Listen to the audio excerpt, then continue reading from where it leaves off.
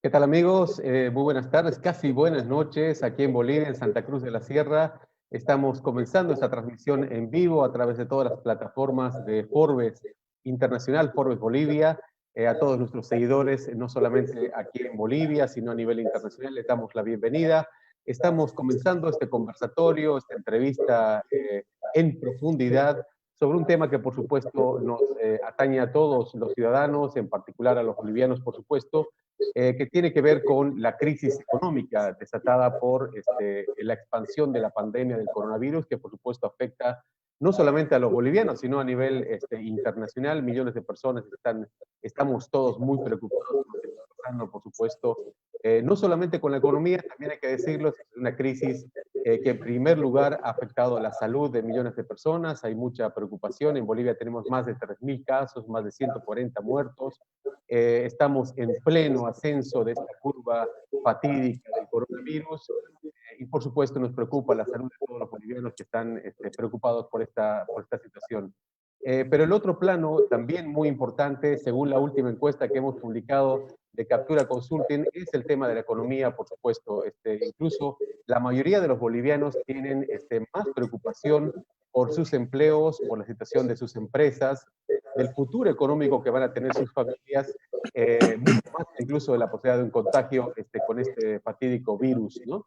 Así que en función de esto es que hemos invitado a una persona, un actor fundamental de este proceso. Me estoy refiriendo a Marcelo Trigo, quien es un destacado financista, un destacado hombre de la banca, a quien le vamos a dar, por supuesto, la bienvenida y decir antes un par de datos que me parecen importantes, ¿no? El año pasado, a sus 45 años, Marcelo Trigo Villegas se transformó en el más joven presidente de la Asociación de Bancos Privados de Bolivia, ASOBAN. Antes, en 2015, también había batido otro récord al convertirse en el primer boliviano en asumir la gerencia general de la filial del poderoso Banco de Crédito Popular BCP. Tarijeño de nacimiento, Marcelo Trigo lleva más de 20 años de experiencia en la banca boliviana, estudió en Estados Unidos y Canadá y se considera más un financista que un economista. Amante de los números y la política, y como buen tarijeño seguramente de buen vino y del buen sexo, hoy accedió a este diálogo exclusivo con la revista Forbes Bolivia. Bienvenido, Marcelo. Muchas gracias, Carlos Hugo, gracias por invitarme y mediante todo un saludo muy cordial a toda tu audiencia. Muchas gracias, Marcelo. Lo primero, bueno, más que todo, señalar de que este conversatorio iba a ser un poco más amplio. La semana pasada habíamos invitado incluso al director de la Autoridad del Sistema Financiero, ASFI, Gonzalo Romano, que por razones de agenda se ha excusado para no participar de este conversatorio. Lo entendemos, por supuesto, estamos viviendo una situación definitivamente muy difícil y justamente el tema que vamos a tratar hoy tiene que ver en la relación de la banca, cómo la banca está enfrentando esta situación económica tan difícil que enfrenta Bolivia entera a partir de la expansión de la pandemia. Marcelo, en algún momento usted planteó que la estabilidad del sistema financiero es un patrimonio no de los banqueros, sino de todos los ciudadanos, sin importar el color del partido. Nosotros aquí en Forbes Bolivia creemos que sin la banca el sistema económico no funciona. En ese sentido, ¿cómo está la banca boliviana en función de esta crisis que se ha planteado con el COVID-19 ya hace 2 meses con este tema? La cuarentena nos ha obligado a inmovilizar la economía boliviana. Queríamos preguntarle cómo ingresó la banca a esta crisis marzo pasado, después de un año difícil, 2019. ¿Qué perspectivas le ve para este año 2020? Bueno, como bien decías, el sistema financiero es un patrimonio de los bolivianos y así lo considero, porque desde el sistema financiero somos muy conscientes que si no le va bien al país, no le va bien a la banca, pero también si no le va bien a la banca, es muy difícil que le vaya bien al país. Entonces, hay una interrelación importante y a eso me refiero con que, y me refería en esa nota, con que es un patrimonio que hay que cuidar. La banca entra a esta crisis del COVID, por suerte, yo diría con números bastante sólidos, solventes, porque viene de varios años de un crecimiento económico donde se han podido fortalecer los patrimonios y donde tanto la cartera como los depósitos habían crecido de forma importante. Específicamente, hacia fines de febrero, la mora del sistema financiero estaba alrededor más o menos del 2%, que es una mora bastante razonable, y todos los bancos están debidamente capitalizados. Entonces, eso es la buena noticia. Ahora, evidentemente, lo que estamos viviendo hoy es una crisis que nadie la ha vivido antes, es una crisis que no sabemos todavía la profundidad de la misma y los efectos que van a tener hacia adelante. Sin duda va a ser un año muy difícil, como para todos, pero esperamos de que juntos con nuestros clientes, con el país, que todos podamos salir adelante y de aquí a un par de años mirar a esta experiencia como una experiencia dura, sin duda alguna, pero también que nos haya permitido enriquecernos y generar nuevos aprendizajes hacia adelante. Sin duda, Marcelo. De hecho, los organismos internacionales como el Fondo Monetario Internacional y el Banco Mundial anticipan para el caso de Bolivia prácticamente una recesión entre el 3 y 4% negativo. Este año va a ser realmente un año de los más difíciles de las últimas décadas. Incluso el último reporte que ha publicado la Autoridad de Supervisión del Sistema Financiero, ASFI, es muy gráfico respecto de la situación de la banca en Bolivia, ¿no? Subieron los créditos y los depósitos hasta marzo del 2020, pero las utilidades de los bancos, las cooperativas y las instituciones financieras habían caído ya hasta ese momento un 11,28%. Al primer trimestre de 2020, el dinero de los ahorristas del sistema financiero sumó 183.000 millones, un 3,3% más que el periodo anterior del 2019, mientras que los préstamos llegaron a 183.000 millones, ¿no? Estábamos bien y ahora estamos al borde de qué tipo de situación consideras tú, Marcelo, respecto a lo que va a ser el impacto de la crisis del COVID. Una situación muy, muy compleja. Los datos que tú dabas de una utilidad menor al 11%, ya veníamos con una cierta desaceleración en el país que también se reflejaba en el banco. En ese 11% yo no creo que todavía hay un reflejo de lo que es el COVID, porque podemos tal vez decir que los efectos se dan a partir del 23 de marzo, que es más o menos cuando empieza la cuarentena, que es la última semana del mes. Entonces, los números que tú leías, creo yo que son sin efecto de COVID. Claro.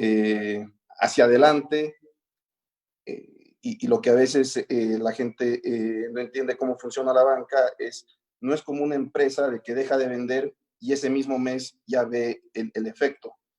Nosotros lo vemos un poquito después, porque esa empresa que deja de vender, al mes siguiente probablemente todavía tiene algo de capital, paga al banco. Tal vez en los siguientes 2, 3 meses puede hacer un esfuerzo y todavía paga. Pero en el quinto mes, esto es una situación normal, ya empieza a dejar de pagar y ahí se generan los problemas y es donde la banca empieza a hacer las previsiones. En realidad las hace antes, pero se van materializando las previsiones de forma más importante y se van generando, y esas previsiones van contra los resultados y afectando el resultado de la banca. Entonces, un poquito el mensaje que te quiero decir es que probablemente todo este efecto del COVID lo vamos a ver muy, muy, muy gráficamente. Yo creo que abril, no están los números todavía del sistema, ya se van a ver efectos y más agudamente hacia los siguientes meses. La magnitud del efecto todavía es difícil cuantificarlo porque ha habido un diferimiento automático de casi el 90% de los créditos hacia junio. Una vez que se empiece a regularizar esto, es donde se va a poder ver realmente la magnitud de qué tan afectados están los clientes y cuánto va a afectar esto al sistema financiero. Exactamente.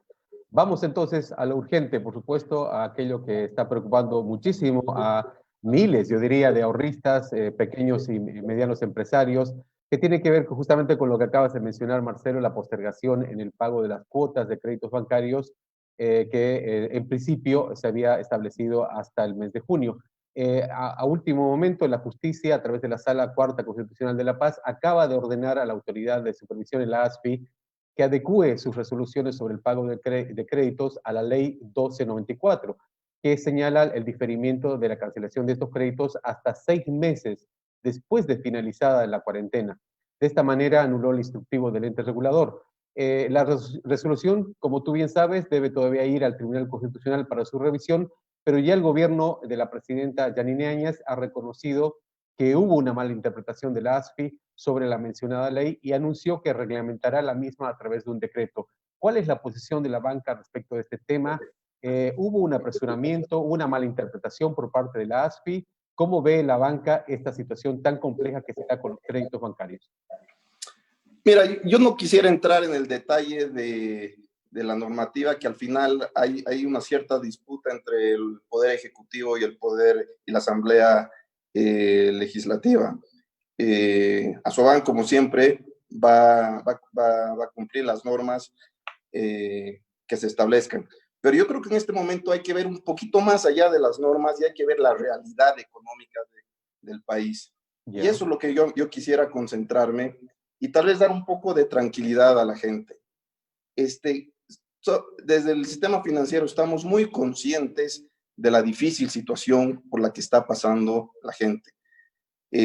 Hay personas que no están generando ingresos, hay empresas que no están generando nada de ingresos, y por supuesto, ir a junio y pretender que la gente que no ha estado generando ingresos en estos meses empiece a pagar normalmente su cuota, va a ser complicado, y eso lo tenemos muy claro, y es acá que quiero dar la tranquilidad a la gente, que vamos a atender las demandas de las personas y vamos a tratar de dar una solución que mejor se adecue a la realidad de las empresas, de cada una de las personas. Pero al mismo tiempo, creo que es importante señalar que hay un grupo de personas, hay un grupo de empresas que sí han estado trabajando. Ajá. Entonces, pensamos que estos diferimientos que se están dando no pueden ser de igual manera para todos. Creo que se tiene que ver. Te doy simplemente un dato. Claro. Sabemos que más del 90% de los asalariados que reciben sus sueldos en la banca están recibiendo sus sueldos en los últimos 3, 4 meses. Entonces, ahí hay un caso donde tú dices, bueno, todos estamos aportando, pero que hay un grupo de gente, y me alegro, que está recibiendo su sueldo, que tal vez no necesita de tanta ayuda.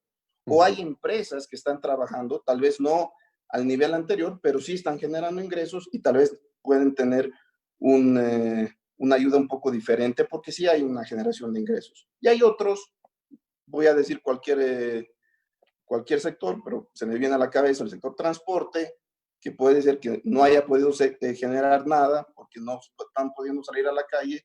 Por supuesto que en junio hay que darles una solución y hay que ayudarlos, porque la banca no gana absolutamente nada yéndose a ejecuciones, yendo contra el cliente. Lo que más queremos nosotros es que nuestros clientes se recuperen, puedan salir adelante, para que juntos podamos salir adelante. Entonces, por eso es que yo quisiera concentrarnos más en ese espíritu que yo le he ido comentando desde siempre, desde que ha empezado la cuarentena, y es un poco cómo vamos a proceder.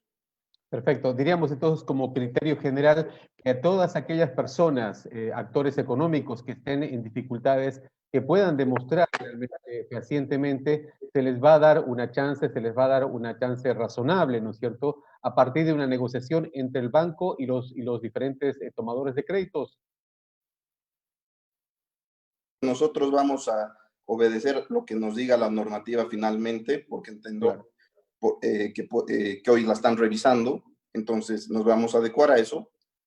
Pero más allá de esa normativa, sí, que de lo que nos diga esa normativa, que la gente y las empresas se sientan tranquilas, que vamos a ver su realidad y en base a eso vamos a ver soluciones que sean beneficiosas para ambas partes. Ujú. En el detalle, por supuesto, mucha gente, Marcelo, se pregunta qué va a pasar con los intereses, si esas cuotas diferidas van a tener un costo. Normalmente en cualquier, digamos, operación financiera siempre hay un costo que de alguna manera hay que pagar, ¿no es cierto? Sí, bueno, lo que se ha hecho hasta el momento es, se han diferido 3 cuotas, Sí. eh, capital e interés, y el capital se lo ha llevado hacia el final del crédito. Eso, hay hay unas 3 formas y eso depende de cada banco. Hay algunos bancos que han diferido al final del crédito, otros que lo han distribuido durante la vida del crédito, otros que lo han puesto un poquito más al inicio. Ujú. Y eso se tendrá que cada cliente apersonar a su entidad financiera cuando llegue el momento y ver si se siente cómodo, cómo se ha distribuido esas 3 cuotas que son el capital y el interés. No hay un costo adicional por haber hecho ese diferimiento. Básicamente son estas 3 cuotas que se las han movido. Entonces, para dar aire y respiro a la gente en estos momentos. Vuelvo a repetir, entendemos que puede ser que haya gente que necesite una mayor ayuda todavía. Y eso, todo el sistema financiero está muy abierto para trabajar con sus clientes. Claro, perfecto. Marcelo, bueno, el gobierno nacional ha puesto en marcha una serie de medidas para poder enfrentar la crisis del COVID. Por supuesto, muchas tienen que ver con aliviar la situación de sectores vulnerables a través de bonos y también para las empresas complicadas por la crisis económica, se les está dando créditos. El último dato que ha publicado justamente Asoban es que ya se han desembolsado 300 millones de bolivianos de apoyo al empleo en respuesta al plan de emergencia de apoyo al empleo y de estabilidad laboral, y que se espera que se logren incluso otros 517 millones. ¿Cómo están implementando dichos créditos? Esta es una, diría, la contracara, digamos, una buena señal que se está dando dinero para que justamente se impulse y se garantice el futuro de las empresas y podamos garantizar también el empleo, ¿no? Sí, evidentemente bajo el programa de ayuda al empleo, es que las empresas ya están trabajando con los bancos justamente y coincidimos con los datos que tienes. Hasta estas semanas ya se han desembolsado 308 millones de bolivianos, estamos hablando de 44 millones de dólares más o menos, y están en análisis más o menos otros 100 millones de dólares o análisis o ya por desembolsar. Me imagino que las siguientes semanas se irá incrementando este flujo de desembolso, que esperamos sea de un aporte para las empresas en este momento. Claro, perfecto. En este marco, Marcelo, queríamos un poco preguntarte el detalle, ¿cómo califican las empresas para que puedan ser beneficiadas con estos créditos? Digamos, ¿hay requisitos muy estrictos para que las micro, pequeñas y medianas empresas también puedan acceder a estos fondos? Bueno, en este programa lo que ha hecho el gobierno es, ha dado una liquidez al sistema financiero, solamente en este programa, Ya, pero ha dejado que el riesgo lo asuma cada banco. Entonces, cada banco tiene sus propias políticas de cómo va a evaluar a los clientes. allá. Normalmente esto está más dirigido, yo diría, de pyme para arriba, porque para acceder al crédito uno tiene que mostrar la planilla de sueldos y de empleados que tiene registrado en las AFPs, ¿no? Ajá. Entonces, cuando Ya. uno piensa en una entidad de una empresa de microcrédito o unas unipersonales, a veces son 2, 3 o la misma familia la que trabaja y no Ujú. necesariamente tiene empleados. Entonces, creo que se aplica un poquito más para las empresas que son pyme para arriba. Ujú. Y básicamente se tienen que poner en contacto con su banco y cada banco tendrá su propia política de cómo procesa los créditos. Claro, perfecto. Entonces, valga la aclaración sobre las empresas unipersonales. Es como que les sería más difícil poder acceder a ese tipo de créditos, ¿no? ¿Cuál es No el más, rango? no, Hay- no, no, no necesariamente, no digo más difícil, no necesariamente. Lo que digo es Ajá, que ese tipo de empresas normalmente se manejan a veces a nivel familiar. claro. El papá, la esposa, a veces los hijos, y no necesariamente tienen empleados donde pueden reflejar el pago al empleado en una AFP. Pero si hay una empresa que es unipersonal y tiene empleados y tiene el respaldo que paga a sus empleados en una AFP, por supuesto que puede acceder. Claro, perfecto. Ahora, ¿qué pasa con las empresas que ya tienen deudas, que deben ser la mayoría, ¿no es cierto? Es decir, que ya tienen, están endeudadas en el sistema financiero y que necesitan más recursos financieros para poder enfrentar esta situación tan complicada que plantea, por supuesto, la crisis económica por el COVID-19, ¿no? Bueno, nosotros justamente la semana pasada nos reunimos con gente del gobierno, hicimos un planteamiento. Ajá. Pensamos que este paquete de ayudas que han salido, por una parte bonos a las personas naturales, estamos hablando más o menos de 700 millones de dólares que han ido a personas naturales, y el paquete a las empresas, que son más o menos 500 millones de dólares. Eso hace que todo ese paquete de ayuda sea más o menos un 2.8% del PIB. Cuando nosotros comparamos eso y vemos qué están haciendo los países vecinos, dónde están los paquetes de ayuda, en algunos países, si nos vamos al Perú, están en el 12%, y nos vamos a Colombia, están en 6%, Chile 5%.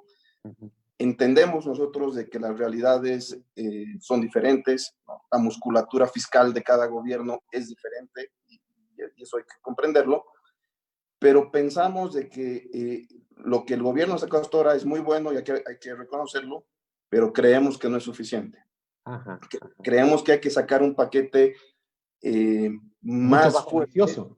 Mucho más ambicioso, y con una concentración a ayudar en este orden de importancia. Pensamos al microcrédito, al pyme y de ahí a la empresa. Ajá. El microcrédito es muy importante que vuelva a generar actividad a la cadena de pago, porque si el microcrédito necesita vender algo, va y le va a comprar normalmente algo al pyme. Ese pyme, para venderle al microcrédito, puede ser que le compre a la empresa y reactivamos la cadena de pagos, ¿no? Entonces, sí pensamos que debería ser este paquete por lo menos de 2,000 millones de dólares adicionales. Y lo que nosotros hemos dicho es que esto siempre se puede canalizar a través del sistema financiero, claro, pero también que es importante que vayan con garantías del Estado. Para darte un ejemplo, el programa de planillas que estamos hablando y de empleo que estábamos hablando hace un rato atrás, sí, el 100% del riesgo lo asume la banca. ¿Qué se hace en otras partes? Normalmente el Estado asume entre un 90 y 98%, es decir, claro, casi al otro lado. ¿Y por qué? Porque si el Estado no asume las garantías, el rol de la banca es, lógicamente, precautelar, claro, el patrimonio, precautelar los depósitos de los ahorristas, y va a entrar a hacer un análisis de riesgo minucioso. Claro. No es un capricho, no es un tema de no querer, pero tienen que venir acompañadas de garantías del Estado, de tal forma que esto se pueda canalizar de una forma muy rápida, y pensamos que el sistema financiero es la forma más efectiva y eficiente de que los recursos lleguen de una forma rápida a todos estos emprendimientos, ya sea una microempresa o una empresa grande. Perfecto. Para que nos quede bien claro, Marcelo, este dato me parece que es fundamental. Hasta ahora, ¿cuánto ha sido el monto que ha destinado el gobierno para estos préstamos para las empresas? Tú lo dividías en dos partes y que más o menos suma un 2,5% del PIB aproximadamente, ¿no? El dato que tenemos nosotros en Asoban es que es 2.8% del PIB, más o menos. ¿Y esto en montos, cuánto sería? Esto en montos son 1.200 millones de dólares. De dólares. Dividido sí, en estos dos bloques. Entre el PIB, que más o menos en 43,000 millones. No, digo, estos 1.200 millones que se han dado hasta ahora, ¿a qué tipo se están destinando? 700 millones a bonos para las empresas, para las personas naturales. Ajá. Estos bonos que se están pagando. Ajá. y más o menos 500 millones para las empresas. Ah, perfecto, perfecto. Y la banca considera que deberían ampliar al menos con 2.000 millones más para realmente tener una ayuda, digamos, financiera que además debería estar garantizada por el Estado. Correcto. Interesante, ese dato me parece muy, muy significativo, me parece que es bien noticioso, me parece bárbaro. Y bueno, más que todo, ¿qué otras medidas, que te quería preguntar, Marcelo, proactivas está adoptando la banca para poder acomodarse, ¿no es cierto?, a las condiciones que demanda esta crisis del COVID y ayudar a los ahorristas y a las empresas, que son básicamente los actores que están esperando una respuesta tanto del Estado como de los sectores privados para que puedan salir adelante en esta situación tan difícil, ¿no? Sí, bueno, me gustaría primero mencionar que cuando empieza el COVID y el gobierno decide dar los bonos, nos toca la puerta para que Asoban y todos los bancos, porque antes lo hacía solo el Banco Unión, salgan a dar y apoyar en estos pagos. Creo que esto no es menor, se están haciendo casi 250,000 pagos diarios y esto está ayudando de una forma muy importante a que los bonos lleguen a las personas, lleguen a la gente más vulnerable. Y también permítame aquí, Carlos, hacer un paréntesis para agradecer el esfuerzo de todo el equipo bancario, de esa gente que sale todos los días a la calle para atender a los clientes. Aquí ha habido un esfuerzo importante de la banca y creo que se está logrando exitosamente que se hagan estos pagos.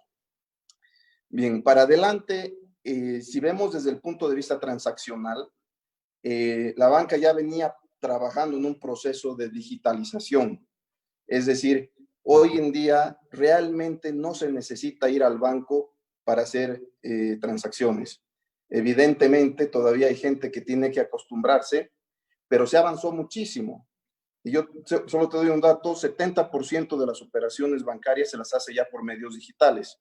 Y eso era antes del COVID, entonces me imagino que esto va a crecer. Sin duda, ese 30% en términos absolutos es muchísimo todavía. Pero creo que por suerte nos ha encontrado en un buen momento donde ya teníamos todos los instrumentos para que la gente haga sus pagos. Hoy, por ejemplo, tú puedes abrir tu cuenta de ahorro desde tu casa sin tener que ir al banco. Puedes pedir tu crédito en algunas instituciones y un desembolso directo sin ir al banco, todo directamente a través de tu banca por internet o tu banca móvil. Entonces, todos los bancos estamos trabajando en estos frentes y vamos a seguir trabajando para facilitar el acceso de la banca. Por otro lado, de cara a los ahorristas, lo que nosotros siempre vamos a hacer es ser muy responsables con el manejo de los recursos.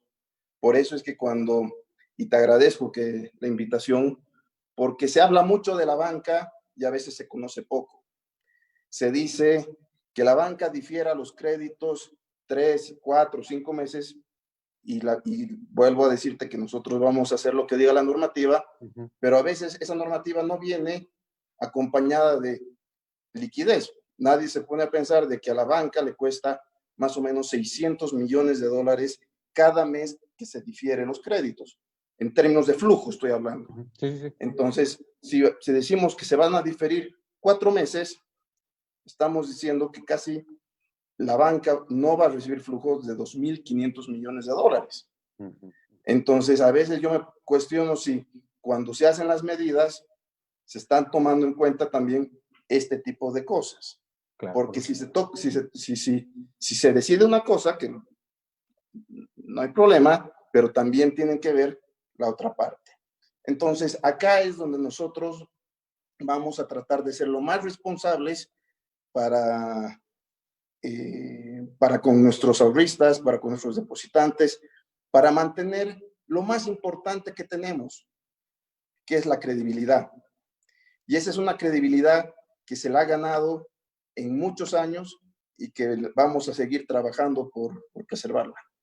Otro dato importante que acabas de dar, me parece, Marcelo, sobre este diferimiento tendría aproximadamente, si fuera de 6 meses, unos 2.400 millones de dólares. una cifra muy importante. ¿Esto haría tambalear a la banca? ¿En qué situación la pondrían? Porque, o sea, lo que yo estoy hablando es que aquí hay, en 6 meses sería más de 3.000 millones de dólares. Lo que estoy diciendo es que la banca deja de recibir recursos Claro. y normalmente cuando recibe los recursos los vuelve a prestar. Lo que sí puede pasar es que los préstamos nuevos se vean un poco limitados Ah, ya. porque esa liquidez No está. no está, Reducida. Está está, reducida. está, está reducida. La Claro. gente no la está pagando. Entonces, habría que ver, ojo, cuidado que el remedio sea peor que la enfermedad y cuando necesitemos recursos para salir adelante, muchos de esos recursos estén todavía diferidos, ¿no? Entonces, a eso me refiero con el tema de la liquidez. Claro, exactamente. O sea, que digamos el diferimiento tendría como consecuencia complicada, no solamente para la banca, sino para toda la economía, de tener menor liquidez en la economía, que es un tema importante para tratar de incentivar el consumo y reactivar la economía, ¿no? Correcto. Exacto. Ahora, bueno, quería preguntarte, un prejuicio muy extendido que está no solamente en nuestro país, también en otros países, es que la banca nunca pierde, ellos siempre tienen las cuentas bien cerradas, el sacrificio va para otros. ¿Qué responderías frente a este prejuicio que hay respecto de la actividad que hacen ustedes? A ver, primero que la historia muestra lo contrario. Ajá. Si fuese así, nunca hubieran habido quiebras de bancos y en el país hemos tenido varias.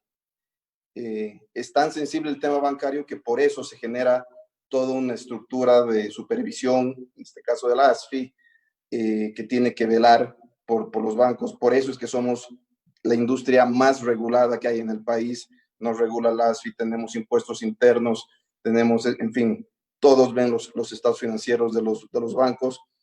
Y hay una razón por eso, porque ya ha habido historia de que han habido quiebras. Entonces, Claro. Creo que la historia desmiente el tema que la banca siempre gana. También escucho que dicen, la banca ha ganado mucho. Y acá yo te preguntaría, Carlos, si en un ejemplo, Sí. si Juan y Pedro abren un negocio y Juan gana $100 y Pedro gana $1,000 en el año, ¿a quién le ha ido mejor? Por supuesto, al que ganó $1,000. No necesariamente, pero Ajá. esa es la perspectiva cuando la gente piensa en la banca y te explico por qué. A ver. Porque si Juan gana $100, pero invirtió 200, tiene un retorno de 50%. Claro.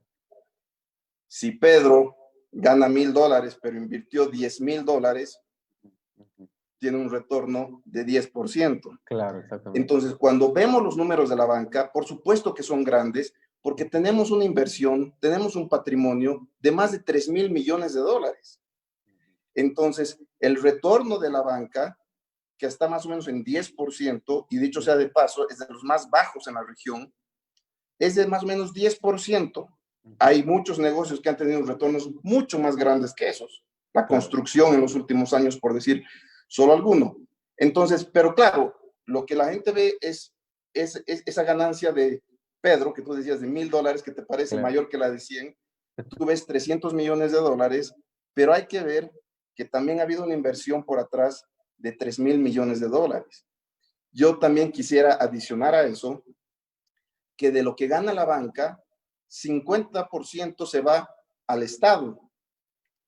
En impuestos tenemos la tasa impositiva más alta y el otro 50% no necesariamente va como distribución al accionista.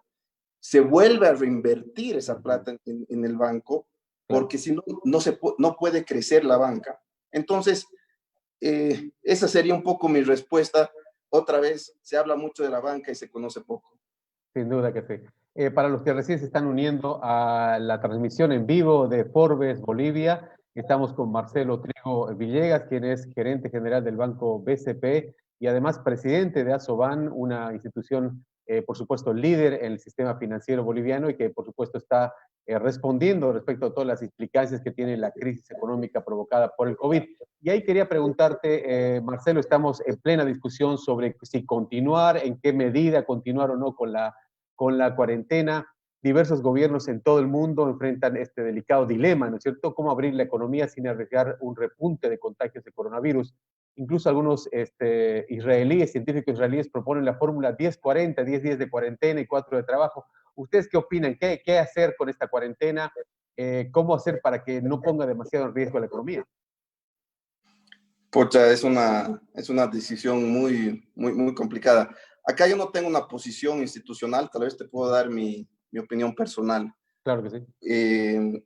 Yo creo que hasta que lo que dicen los expertos, que el momento que se va a poder controlar esto es cuando salga una vacuna o un tratamiento efectivo al COVID. Ojalá esto pudiese salir lo antes posible, pero lo que dicen más o menos que esto puede demorar eh, entre 6 a 18 meses. Yo no creo que podemos estar encerrados tanto tiempo porque vamos a empezar a generar otros daños colaterales que pueden ser mayor a los daños del propio COVID. Entonces, lo que sí creo es que tenemos que ser como ciudadanos muy disciplinados, muy conscientes y tratar de volver de a poco a esta realidad que va a ser un nuevo normal diferente hasta que tengamos la vacuna. Y en ese nuevo normal tener que estar con barbijo, tener que lavarte las manos muy seguido, tener que tener distancia social, probablemente no espectáculos grandes, no espectáculos sociales. Entonces, llegar a un punto intermedio, pero creo que tenemos que empezar a salir adelante. Esa es una opinión muy personal. Seguro que sí. El gobierno también boliviano ha anunciado, Marcelo, un plan para crear al menos 600.000 empleos desde junio. Tú decías, desde el mundo financiero se necesita más ayuda, en el plano laboral también poner en marcha estas obras, en el plano de la salud, de los barrios, del área rural, son importantes para reactivar la economía. ¿Estas medidas son suficientes? ¿Se requeriría un plan Marshall para poder salir de esta crisis económica tan acuciante y además inédita en la historia económica de Bolivia, ¿no? Sin duda. Saludamos cualquier plan que venga a poner recursos a la economía, que venga a generar empleos, por supuesto que son bienvenidos. Yo no tengo ahorita en mi cabeza la magnitud del desempleo que se puede generar y cuánto estos 600.000 empleos podrían mitigar ese problema. Pero creo que lo que sí nosotros desde Asoban planteamos es que no hay que ver esto en grande, porque es un problema muy grande. Claro. Entonces pensamos de que hay que, como se dice, tienes que quemar todos los barcos y tratar de poner todo el estímulo que puedas poner. Claro, sin duda que sí. ¿Cómo imaginas, tú ya como hombre de empresa, como también un pensador de los procesos económicos, cómo imaginas que va a ser la economía global post-COVID-19? ¿Estamos preparados como sociedad en Bolivia para profundos cambios que se vienen por delante? Mira, yo creo que lo que está haciendo el COVID es acelerando cambios que ya se estaban viniendo. No creo que está cambiando el rumbo de las cosas, simplemente poniéndole un acelerador brutal. Un par de ejemplos. El tema de la educación. Yo creo que hace un par de años hubiera sido inimaginable pensar que íbamos a tener una educación a distancia. Creo que el tema educativo se va a ir mucho más a la educación online y pueden haber consecuencias muy positivas, que sea más incluyente, que más gente pueda acceder a una educación a precios más accesibles. Entonces, simplemente doy un ejemplo de lo que yo veo que se viene en todas las industrias. En la banca ya hablábamos, hacia adelante, tal vez de aquí a un par de años vamos a decir, la tradicional agencia, ¿para qué habían agencias? Si todo lo puedo hacer desde mi dispositivo móvil. Exactamente. ¿no? Y probablemente también en el mundo del retail va a haber mucho más delivery y la gente va a comprar. De hecho, ya está pasando muchas cosas desde el hogar. Ese es un poco hacia donde yo creo que va el mundo, pero yo sí soy un creyente que nada sustituye el contacto social, el poder abrazar a una persona, el poder conversar directamente. Entonces, tampoco creo que nos vamos a ir a un extremo donde vamos a todos vivir separados, aislados, ¿no? Entonces, pero creo que lo que está pasando es una aceleración brutal de lo que ya se estaba viniendo antes. Sin duda que sí. Te cuento, Marcelo, que hay mucha gente que está siguiendo nuestro diálogo. Me alegra muchísimo porque las redes sociales justamente muestran el poder que tiene esta sociedad global, sociedad digital, sociedad en red en la cual nos estamos moviendo. Algunas preguntas que están saliendo a través de Facebook dicen lo siguiente, quisiera que nos respondas así, bien rapidito. ¿El sistema de seguimiento de mora contabilizará los meses de diferimiento como mora? No. O sea, No. lo que está diferido no está en mora. Ah, no está en mora. Ah, perfecto. Es como que no cuenta como mora. No. Es que mora es el momento de que tú tienes un vencimiento y no has cumplido en esa fecha. Si te difieren la fecha, tú tienes ese plazo adicional y no estás en mora. Ah, perfecto. Después, otro seguidor de Forbes Bolivia pregunta, se estima que la mora va a aumentar y si se dan muchos créditos con el diferimiento, ¿no sería mucho riesgo a que haya una corrida bancaria y que no se pueda responder? Bueno, es un poco lo que yo te decía hace un rato. Nosotros estamos trabajando muy responsablemente. Somos muy conscientes de que nos debemos a los depositantes. Lo que hace el diferimiento es básicamente posponer el pago, no lo elimina. Y también lo entendemos porque la situación no da para otra situación.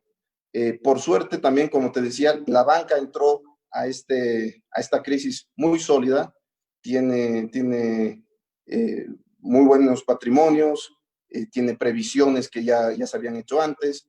Entonces, la verdad que desde esa perspectiva nos sentimos cómodos de que de aquí a un par de años vamos a ver esto hacia atrás, simplemente como una experiencia y como aprendizajes hacia adelante.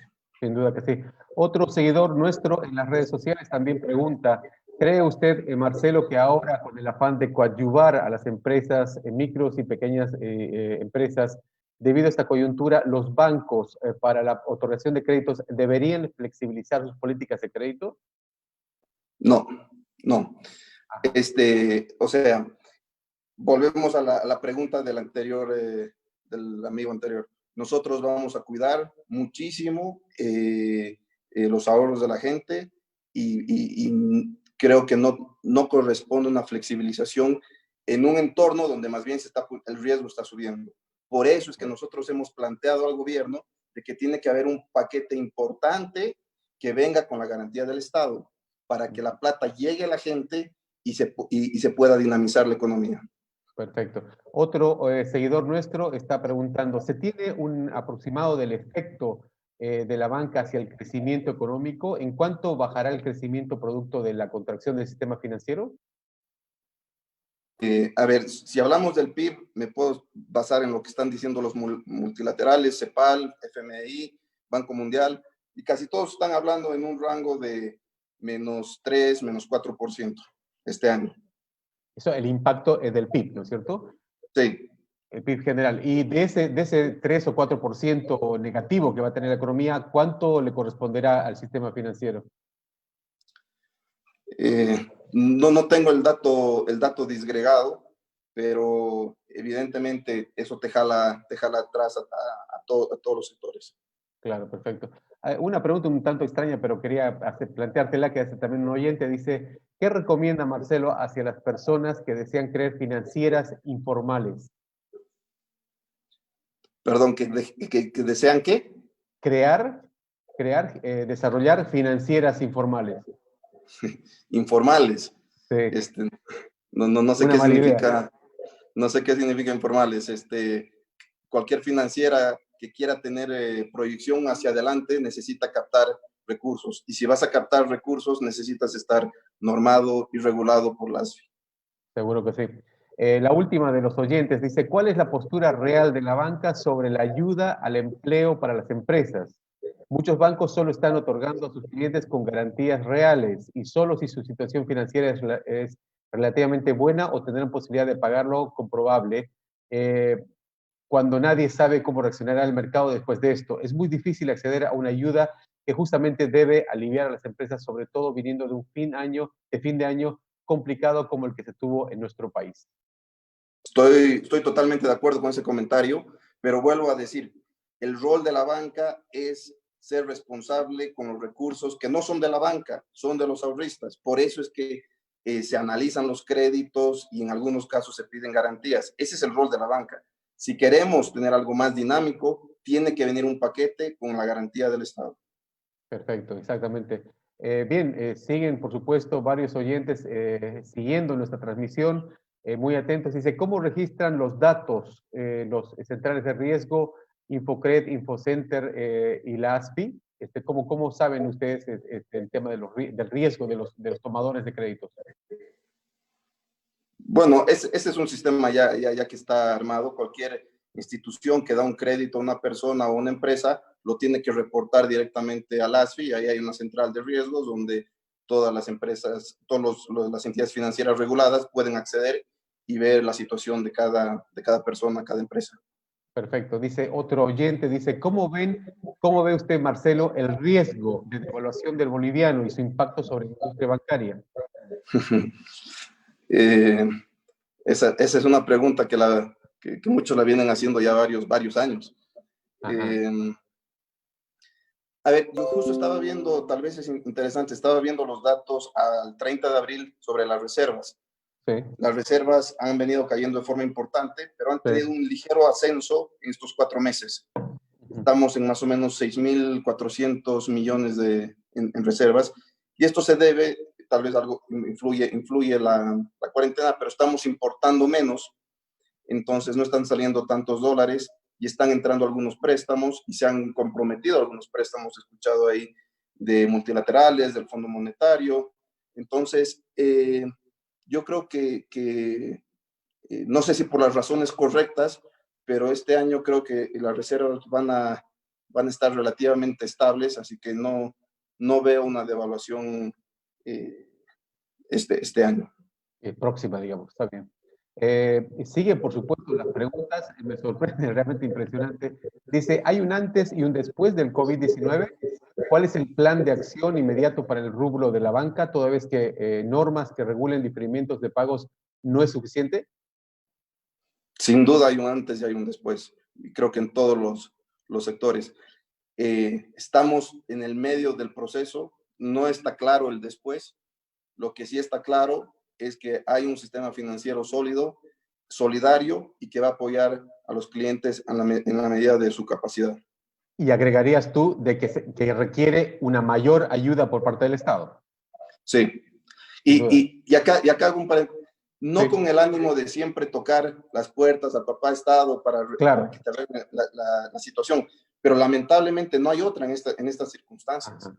Claro. El Estado tiene que tener un rol importante para reactivar la economía, sin duda. Interesante esto que acabas de decir. Y dice, un oyente también pregunta, ¿entrarán los nuevos emprendimientos al programa de reactivación económica? Bueno, si son nuevos, normalmente el tema de reactivación entran a empresas que ya están funcionando y que necesitan cierto capital de trabajo para salir adelante porque tienen empleados, etc. Los nuevos ya tienen que entrar en las condiciones que hoy conocemos, con un COVID existente, porque es un nuevo y ya tienen que tomar en cuenta todos los factores de riesgo que ya tiene la economía. Claro. Justamente en función de la respuesta que diste recién sobre la necesidad de una mayor participación del Estado, yo había planteado una pregunta respecto de lo que va a ser el futuro de la economía, no solamente en Bolivia, sino a nivel global. ¿Tú ves que se viene más Estado keynesiano o más mercado neoliberal para poder enfrentar esta situación tan compleja que vive toda la humanidad y toda la economía internacional? Uy, particularmente, yo siempre he sido más de una idea más liberal. Reconozco el rol del Estado, sobre todo en ciertos rubros como es educación, salud. Creo que ahí tienes que tener un Estado fuerte, justamente para que tengamos una salud buena en momentos como este. Pero la situación, si vamos a los países y lo que está haciendo todo el mundo, Estados Unidos está poniendo un paquete enorme, el gobierno americano para sus empresas. Si venimos más cerca, yo ya lo decía hace un rato, Perú se está yendo a un apoyo de cerca del 12% de su PBI de apoyo que viene desde el Estado. Colombia está en un 6%, Chile está en un 7-8%. Entonces, creo que es una situación tan especial y tan diferente que amerita un rol del Estado. Sin duda que sí. Una de las últimas preguntas que quería hacerte, Marcelo, y te agradecemos, por supuesto, por este tiempo que has compartido con nosotros aquí en Forbes Bolivia. ¿Cómo imaginas a la globalización, un poco la panacea que pensábamos que iba a ser con los mercados abiertos, los intercambios, incluso la cultura que había sido afectada por esta idea de intercambios infinitos entre los seres humanos? ¿Cómo piensas tú que se va a transformar la globalización después del COVID-19? Me preocupa mucho que volvamos que se vuelva a un nacionalismo. Yo sí creo Economías cerradas. Economías cerradas. Yo, Ujú. como todo proceso, la globalización es perfectible, tiene problemas, pero creo que es un camino sin retorno y en el cual más bien nos tenemos que integrar al mundo y tenemos que tratar de aprender de las mejores experiencias que se van afuera. Y la tecnología, hoy en día la tecnología a través de las redes sociales y los diferentes tecnologías, valga la redundancia, hacen que el mundo se haya vuelto muy chico. Entonces, pensar en un retroceso en la globalización, personalmente no lo veo. Que se puede perfeccionar, sí.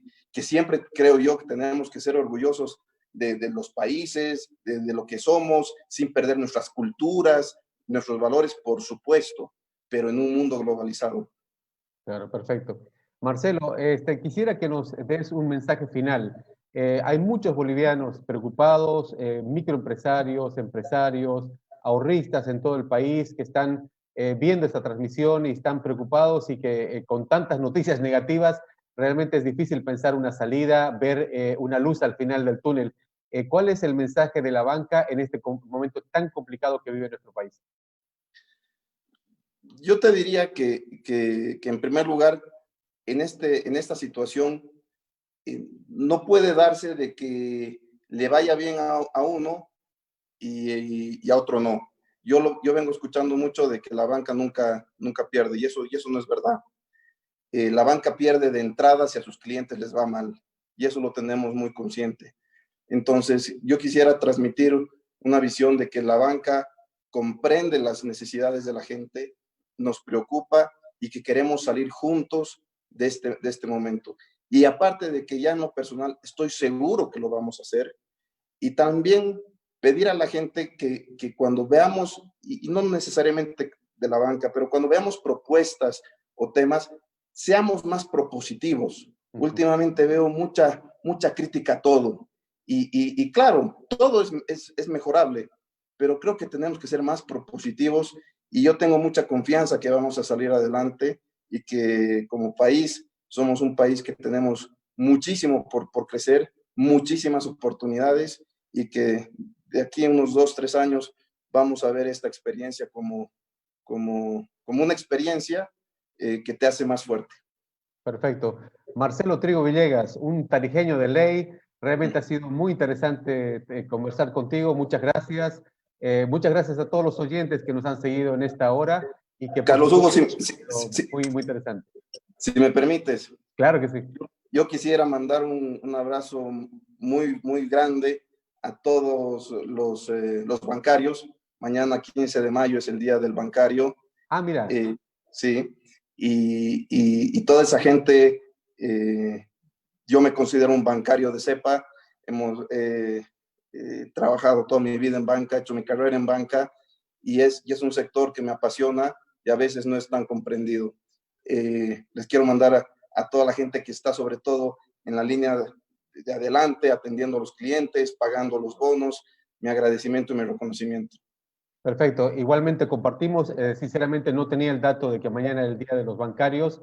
Me saco el sombrero cuando hoy he tenido oportunidad de ir a un banco y verlos a los cajeros sacrificados durante muchas horas, trabajando en condiciones, porque los bancos aparecen como los lugares también más riesgosos, ¿no es cierto? Nos sacamos el sombrero y por supuesto les damos nuestro apoyo para que sigan cumpliendo un rol que es fundamental para el sistema económico. No podemos vivir sin la banca. Eso está claro. Así es, así es. Así es. Gracias, Marcelo. Muchas gracias y que tengas un buen fin de semana. Gracias a ti.